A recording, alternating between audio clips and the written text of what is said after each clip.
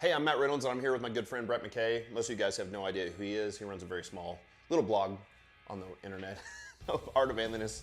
And you're one of my close friends and clients. I've coached you for a few years, and we're gonna walk through how to properly deadlift. And what I love about the deadlift compared to the squat is it's just 5 simple steps.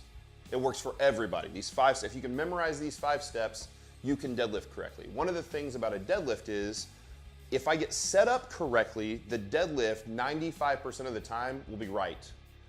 Whereas if I set up a squat correctly, there's still lots of stuff that can go wrong while the bar moves on the squat. We want to note that the stance on a deadlift is significantly closer than it is on a squat. So for some people, it could be as close as even like 4 inches from your heels. I'm going to put you about 6 inches. And your toes are still going to be pointed out, maybe not quite as much on a squat, so maybe 15 degrees out. If I were going to tell you to go into a vertical jump, that sort of natural spot that you would be, boom, that's the spot. Where his shins are, line up with the smooth portions of the barbell. So there's knurled pieces of the barbell and smooth pieces of the barbell, and the smooth need to be where his shins are, so that if his shins are where the knurl is, it's going to give you strawberries. Step 1, walk forward till your shins are 1 inch from the bar exactly. We're putting the bar directly over the middle of your foot. The bar has to stay over the middle of your foot because that's the main balance point.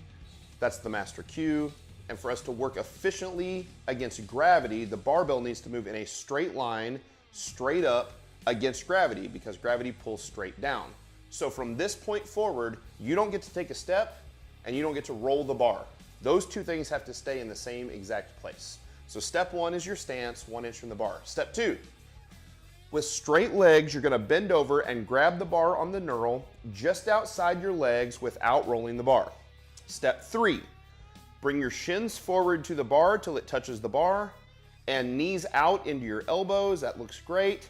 Step 4, now you notice he's rounded and his shirt is tight, and as he squeezes the chest up, his shirt becomes wrinkled. That's what I want to look for. His hips are still high, wrinkled.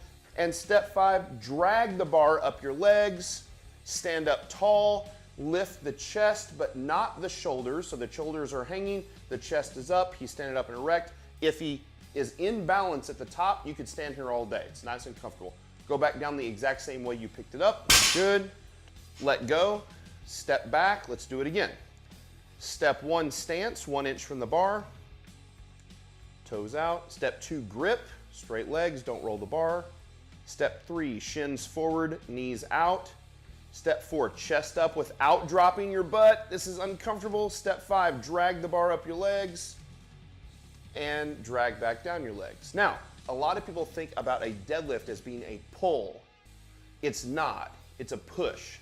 So really what I want to do when I squeeze my chest up is I'm squeezing my chest up and I'm getting as tight as I can, setting my back in sort of a concave position, bringing my shoulder blades closer to my hips via this squeezing the chest up.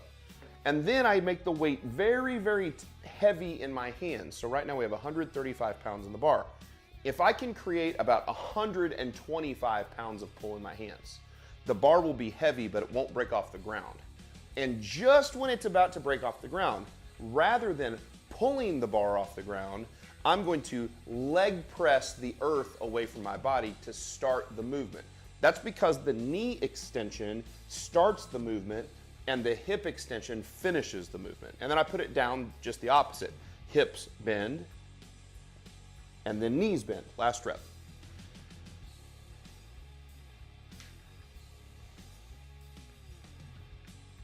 Knees out, chest up, push, grab your shorts. Perfect, excellent. And down, exactly right. One of the things that people will argue about is that a deadlift and a squat work often the same muscles. And that's a little bit true. It works all the major muscles across the back of the body. A deadlift is gonna work a lot more of the back. And so it's really the best strengthening exercise we can do for a back. Now the question is, why do I wanna get my back strong? Well, a strong back is a less vulnerable back to injury. So it's more resilient and has a much smaller chance of injuring itself long term if it's strong. And so if you have back problems or you've struggled with back injuries in the past, especially if they were decades ago, you can get strong. You can make your back strong and it'll be more resilient and less potential for injury, not the other way around. Hey, hope you enjoyed our deadlift tutorial video. Subscribe down below, or to watch more how-to videos, click the playlist right here.